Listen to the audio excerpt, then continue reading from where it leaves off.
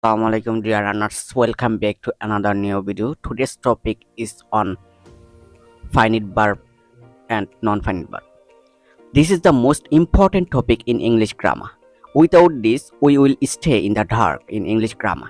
To understand any grammar properly, we must know about verbs because without verb, there is no sentence in the world.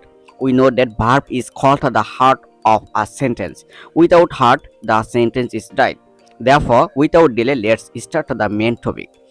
আজকে আমাদের টপিকটি হলো finite verb এবং non finite ভার্বটি নিয়ে। এই ভিডিওটির মাধ্যমে আপনারা ফাইনিট ভার্ব সংক্রান্ত সমস্ত ধারণা পেয়ে যাবেন। এই ভিডিও থেকে আপনারা জানতে পারবেন ফাইনিট ভার্ব কি, ফাইনিট ভার্ব জানার উপায়।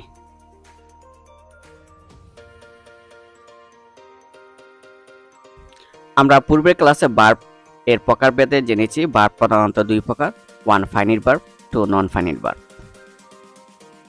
আজকের এই ভিডিও লেসনটিতে আমরা ফাইনিট ভার্ব সংক্রান্ত বিস্তারিত ধারণা নেব। ফাইনিট ভার্ব যার অর্থ হল সমাপিকা ক্রিয়া। কোনো সেন্টেন্সের সাবজেক্ট এর নাম্বার ও পার্সন এবং টেন্স দ্বারা ভার্বের ফর্ম পরিবর্তন বা নির্ণীত হয় তাকে ফাইনিট ভার্ব বলে। ফাইনিট ভার্ব চেনার সবচেয়ে বেস্ট ওয়ে হলো ভার্ব ফর্ম দেখে চেনা। যেমন ভার্ব 1 গো, ভার্ব 2 ওয়েন্ট, ভার্ব 3 গন, ভার্ব 4 গোস। ভার্ব 4 বলতে ভার্বের বেস ফর্মের সাথে এস, ইএস বা আইএস যুক্ত থাকা। Tamanna goes to school regularly. এখানে এই সেন্টেন্সটি প্রেজেন্ট ইনফিনিট টেন্সের উদাহরণ। Subject Tamanna, third person singular number. আমরা জানি প্রেজেন্ট ইনফিনিট টেন্সে সাবজেক্ট থার্ড পারসন সিঙ্গুলার নাম্বারের পরে বেস ফর্মের সাথে এস, ইএস বা আইএস যুক্ত হয়। এখানে গো ভার্বের সাথে ইএস যুক্ত করা হয়েছে, তাই এখানে গোস ভার্বটি হলো ফাইনিট ভার্ব। পরে এক্সাম্পলটি দেখুন, তামান্না ওয়েন্ট টু স্কুল ইয়েস্টারডে। এই এক্সাম্পলে ওয়েন্ট হলো ভার্বের পাস্ট ফর্ম অর্থাৎ ভার্ব 2, সুতরাং ওয়েন্ট ভার্বটি হলো ফাইনিট ভার্ব। তাছাড়া তামান্না ওয়েন্ট টু স্কুল ইয়েস্টারডে এটা একটি পাস্ট ইনডিফিনিট টেন্স। ফাইনিট ভার্বের সংজ্ঞাতে জেনেছি যে পার্সন, নাম্বার ও টেন্স অনুসারে ভার্বের রূপ নির্ণীত হলে তাকে ফাইনিট ভার্ব বলে। তাহলে এখানে গোস, ওয়েন্ট এই ভার্বগুলো দ্বারা কোনো টেন্সকে বোঝানো হচ্ছে, তাই এই ভার্বগুলো ফাইনিট ভার্ব। তারপরে এক্সাম্পল থেকে ফাইনিট ভার্ব বের করি। তামান হ্যাড গন টু স্কুল। তামান্না সাবজেক্টের পরে গো ভার্বের ভার্ব 3 হলো গন, তাই গন ভার্বটি হলো ফাইনিট ভার্ব।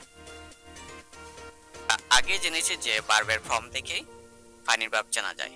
তো এখানে ভার্ব 1, ভার্ব 2, ভার্ব 3 ভার্বের সাথে এস বা ইএস বা আইএস যুক্ত থাকলে সেই ভার্বগুলোকে ফাইনিট ভার্ব বলা হয়।